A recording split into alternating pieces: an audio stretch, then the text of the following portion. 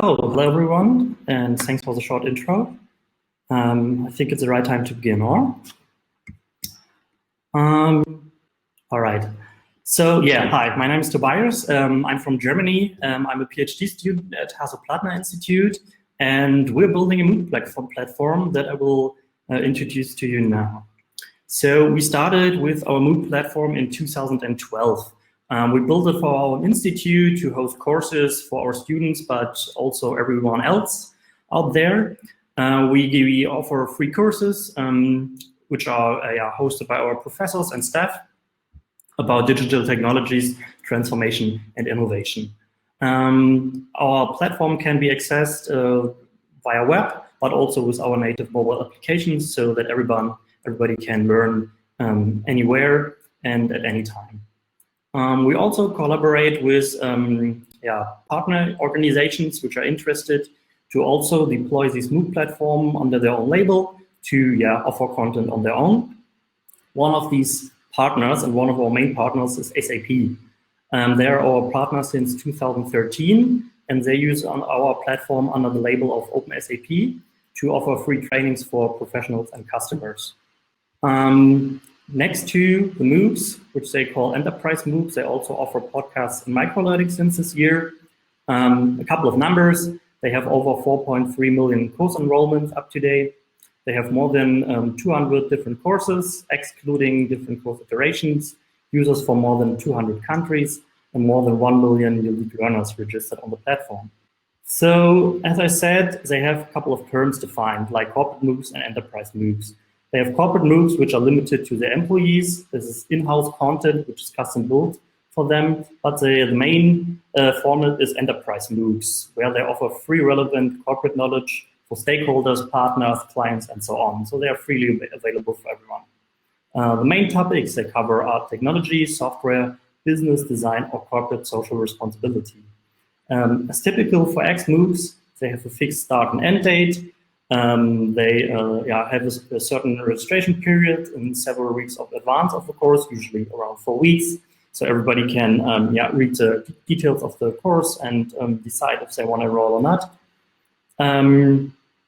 They release new content every week, and usually each week has a time effort of 4 to 6 hours for a learner. When a course has ended, it will switch to self-paced mode, so everything stays archived. The content remains available, but graded assignments are not accessible anymore, and therefore no graded certificate is available in this phase anymore. The forum is closed, which means you cannot post anymore to the forum, but you can read all the posts and all the threads. It is possible since a couple of years to reactivate a course, which means for 8 weeks you are able to submit the graded quizzes and therefore also gain a graded certificate, but for this mode, a certain fee is required. Let's take a look how these courses look on the platform. So each week is separated into different smaller video lectures.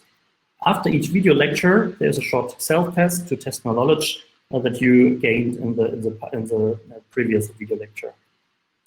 Next to these self-tests, which are usually based on multiple choice questions, we also have some more complex assessments on the platform, like, for example, hands-on exercises, like auto-graded programming exercises that you can auto-grade in a browser. But we also offer peer assessments or team peer assessments, where you can submit more complex submissions, and then your submission is graded by your peers. In each course, there's a discussion forum where you can discuss the topics with the teaching team, but also with your peers. We also have Collab Spaces that can be created either by the teaching team or by the students itself. They are closed or invite only, and there you can form interest groups or teams to discuss with them in a separate forum, to collaborate with them, for example, in shared docs. You can video chat or also share files and so on. Usually at the end of each week, there's a graded assignment. So these are graded points which are required to get a graded certificate at the end. And also for courses which run for 2 or 4 weeks, there's a final exam at the end of the course. Courses usually offer two kinds of certificates. The first one is a confirmation of participation. So this is gained when a user accessed at least 50% of the overall learning content. We also offer a record of achievement. This is a graded certificate that is gained if the user gained at least 50% of the overall points available in the graded exercises, like the weekly homeworks or the final exam. So self-paced MOOCs. Yeah, as you all know, MOOCs are around for almost a decade. So the catalog of archived or self-paced courses continuously grows. For example, on openSAP, there are more than 180 self-paced courses. Our main target group are professionals, and these are interested usually in the content itself, even after the course has ended, since this content can be relevant to their job performance. This also means that they are not necessarily interested in receiving a certificate. They often have tight business schedules and workloads, which sometimes conflicts also with the weekly schedule of the MOOC. And therefore, the consumption of content in self-paced mode becomes even more relevant. On openSAP, for example, 30% of new enrollments are done in these self-paced phases of the MOOC. So, you all know the typical disadvantages of MOOCs, which are around for a couple of years. Participants do not show up during the course, and dropouts resulting in low completion rates. But this research is usually limited to the runtime of the MOOC and not the phase when the MOOC is archived and in self-paced mode. Due to the lack of existing research in the self-paced phase, we came up with the following research question, which is done in the study. How does the learning behavior differ between students in MOOCs who participate during the course and afterward in self-paced mode? So, our study design. We observed and analyzed the learning behavior of students, which highly depends on the goal and intentions when you enroll for a course. To reduce this intention behavior bias, we assign students based on the learning outcome, which means they achieve certificates to different cohorts. We did this since this is the only indication about the motivation for enrollment. So here we had the assumption that students who achieved the same certificate had a similar motivation to work on the course content. But this includes the limitation that we exclude students who had similar initial motivation, but then did not achieve the learning objective at the end. However, this was the data available at the platform that we had to work with. So we selected 6 courses for our analysis. They targeted technical and business professionals. They were all in English and held in 2017 or 18, which means we had self-paced data available for 2 to 3 years for all of these courses. They were free of charge during their runtime. Both certificates were available, and all material were available since they became archived. Of course, the record of achievement, the graded certificate, was available for reactivation with a fee, so that even self-paced students were able to achieve this if they wanted to. We had two 2-week courses, two 4-week courses, and two 6-week courses in our analysis. The two 2-week courses were graded only with a single final exam. The 4-week courses and the 6-week courses were graded with weekly assignments, so either 4 or 6, and then a final exam at the end, additionally. As I said, 6 courses. The titles were SAP Cloud Platform Essentials, Getting Started with Data Science, Find Your Path to SAP S/4HANA, Introduction to SAP HANA Administration, SAP Solution Manager for SAP HANA, and Understanding SAP Fiori Launchpad. So as you can see, all of these courses are really have topics around the SAP ecosystem. Here in the table, you can see the total enrollment numbers from these courses that we were able to work with. After the courses ended, we had over 120,000 enrollments. And for these, at the end of the self-paced phase, when we started our analysis, we had more than 200,000 enrollments available. However, not all of these enrollments show up during the course. This is where we usually work with so-called shows. So these are users which at least showed up once in the course. Here we had about 70,000 shows at the end, and at the moment of the analysis, we had more than 140,000 enrollments that we conducted our research on. So these students were assigned to different cohorts. First, we split them into 2 mutually exclusive categories. First, students who received a confirmation of participation, so the ungraded certificate, and students who received a record of achievement, the graded certificate. For both, we assigned the student into two cohorts. First, the students who achieved the certificate during the course. These are called guided students, and students who achieved the certificate after the course. These are called self-paced students. Here in the table, you can see the different cohorts for each of the courses. As you can see, we usually have around 1,000 up to 2,000 students per cohort. But for the 2B group, the numbers are much smaller because these were the students who had to pay for the graded certificate after the course had ended. So, of course, this number is much smaller. Yeah, for each of the students, we analyzed different learning behavior metrics. We assessed 8 of them. First, the percentage of unique visited learning items. Second, the average session duration in seconds. Then the total session duration in seconds. The quiz performance in percent. Here only the self-test performance for students with the COP, the confirmation of participation. And for the students with record of achievement, the total quiz performance. The percentage of unique videos played, the percentage of unique video downloads, the percentage of unique video slides downloaded for a video, and at last, the passive forum activity, so visits and subscriptions per day based on the user's first and last activity in the course. So this way, we normalized all these metrics per course, and we could compare them between the courses for each of the students. For our analysis, we did a man-Whitney U-test to calculate statistically significant differences. We also measured the effect sizes with Cohorts D, and we used the descriptive statistics also to assess practical relevance of the result at the end. As I said, we compared these two groups, guided versus self-paced students with the COP and guided versus self-paced students with a record of achievement. This resulted in 2 groups multiplied by 8 metrics for all of the 6 courses. So we ended up with 96 assessed p-values and effect sizes. Since this is a lot of numbers, I will not show them all here in the talk, but if you're interested in the details, you can find all of these numbers in the paper, which is part of the conference proceedings. But for now, I will sum up the most important results. So first, I will show you the results of the guided versus self-paced students with the confirmation of participation for each of the metrics. For the visited item, we found highly statistically significant difference in 4 courses with small effect sizes in 2 courses. However, the mean values show no practical relevance for us, which contradicts our initial premise of fewer learning item discovery from self-paced learners. The overall item discovery confirms selective consumption, either selective or linear. The average and total session durations showed highly statistically significant differences in almost all courses with small to large effect sizes. So the self-paced students have longer sessions, but shorter total learning time. The self-paced students also learned more time efficient and with fewer interruptions.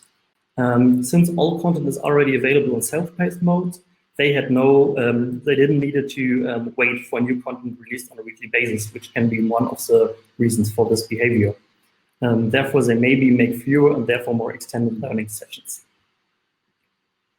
For the self-paced quiz performance, we had significant differences in all courses with small effect sizes in 4 of them. Guided learners performed slightly better than self-paced learners. However, we see no practical relevance here. Our assumption is that learners are more engaged by focusing on the weekly content available during the runtime rather than rushing through the content and picking the content in self-paced mode and thus performing better in quizzes. For the played videos, downloaded slides, and passive forum activity, we found a lot of statistical significance and effect sizes. However, when we looked at the mean values and so on, we haven't seen any clear practical relevances in the data. One explanation can be that these large sample sizes that we had lead quickly to significant results when we do such statistical tests. So let's take a look at the results for guided versus self-paced learners who gained a record of achievement, the graded certificate in this case. For the visited items metric, we found a significant difference in 3 courses with small effect sizes in 2 of them. On average, our self-paced learners visited more items here. However, we haven't seen any practical relevance in the data here. Our assumption is that paying users are more engaged with the content compared to participants which didn't pay at all during the free runtime of the course. About the average, for the average session durations, we found highly statistical differences in all courses with high effect sizes. So self-paced students have much higher average session durations in this case. This confirms our results from the COP cohorts and lead also to the same interpretation, and we think this has a practical relevance. For the total session duration, only highly statistical differences were found in 2 courses with small effect sizes. Self-paced students stay much longer on the platform in total. We think this has a practical relevance, but contradicts the findings from the COP comparison, where the total session duration of self-paced learners decreased, actually. So this can be attributed to the perceived higher value of the for-free record of achievement, which leads to an increase in learning time, maybe. About the quiz performance, we found significant differences in 3 courses and small effect sizes in 2 courses. However, no practical relevance here again. Self-paced students performed slightly better in quizzes on average. For the last metrics, played videos, 2 courses showed significant differences, but we consider 5 of the courses as practical relevant. Self-paced students watched more video lectures here. For the downloaded videos, statistically significant differences were found in 3 courses. Self-paced learners downloaded notably more videos. The same is for the slides. They also downloaded way more slides here. And learners who reactivated courses for a fee showed higher rates of engagement in all aspects of the content provided in general. About the passive forum activity, 2 courses showed significant differences. Here, guided students passively use the forum more often, interestingly. So these were a lot of insights and a lot of results, but I summed up all of this in my conclusion. Self-paced learners with a COP, confirmation of participation, have longer sessions on average compared to guided learners with a COP, but a shorter total learning time. This indicates that they learned more time efficient and with fewer interruptions. Self-paced learners with record of achievement tend to be more engaged in general regarding the total and average session duration and perform slightly better quizzes, played and downloaded more videos and also slides. They have a higher engagement, and this is probably related to the fee charge for reactivating a record of achievement. The only exception here is a passive forum activity, which is higher for guided students. Nevertheless, we have a lot of statistical insights here, but the practical impact needs to be further studied in another study. We think we need more qualitative data here, for example, by interviewing students and so on. Also, we need to consider other aspects which can be side effects, like the instructional design of the courses, the structure of the content, and the domain of the content. The goal here, or our overall goal, is to better understand our users' needs to improve the learning platform of openSAP. So that's it. Thank you very much. And I guess it's time for questions. And we do have time with 10 minutes now for Q&A. So if you have questions that you want to put into the chat, please go ahead and do so. And while waiting for other questions to come, so you talked at the end about possible future directions, and it sounds like this is a nice base to start from, and there are a lot of directions you may want to take it. Can you talk a little bit about are there other things that you're already working on or already kind of in the works to take the next step after this work? Yeah. So as I said, I mean, our initial idea was that we have all of these courses and this big course catalog now lying around.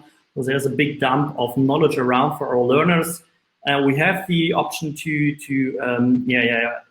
offer a greater certificate for them now, but actually, do they really learn differently than learners which learn during the course phase when it's active? So that was our initial thought. We have some first trends in the data. However, we need to confirm that. So as I said, we need more interviews. We need to we need more qualitative data. So this is planned for the future to maybe adjust the way learners access courses, to maybe recommend different learning paths during this, to maybe offer learning objectives based on learners' interests if they are not interested in the whole course, for example, but only on certain parts of the course because they're interested into specific topics, for example.